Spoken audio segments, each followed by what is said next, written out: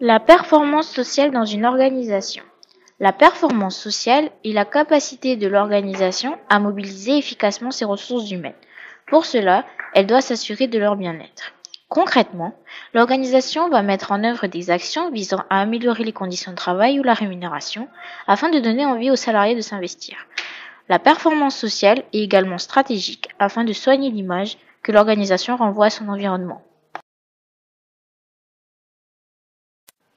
Les indicateurs de la performance sociale.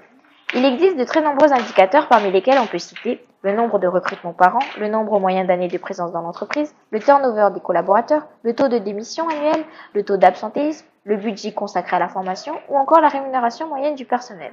Ils permettent des comparaisons dans le temps et entre les organisations. En interne, ils servent de base à la discussion et à la négociation avec les collaborateurs. En externe, ils sont utiles pour communiquer sur le climat social de l'organisation. Le bilan social. Le bilan social est un instrument qui permet d'évaluer la performance sociale de l'entreprise. Il récapitule en un document unique les principales données chiffrées permettant d'apprécier la situation de l'entreprise dans le domaine social, d'enregistrer les réalisations effectuées et de mesurer les changements intervenus au cours de l'année écoulée et des 2 années précédentes. Il est obligatoire pour les entreprises de plus de 300 salariés.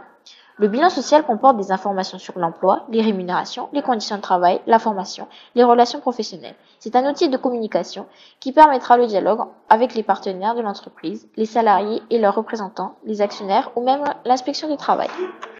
Bords sociaux. Le tableau de bord social est un instrument essentiel au pilotage de la performance des ressources humaines. Il met en évidence par des chiffres les dysfonctionnements présents au sein de l'entreprise. Il aide le dirigeant à choisir la meilleure stratégie à adopter.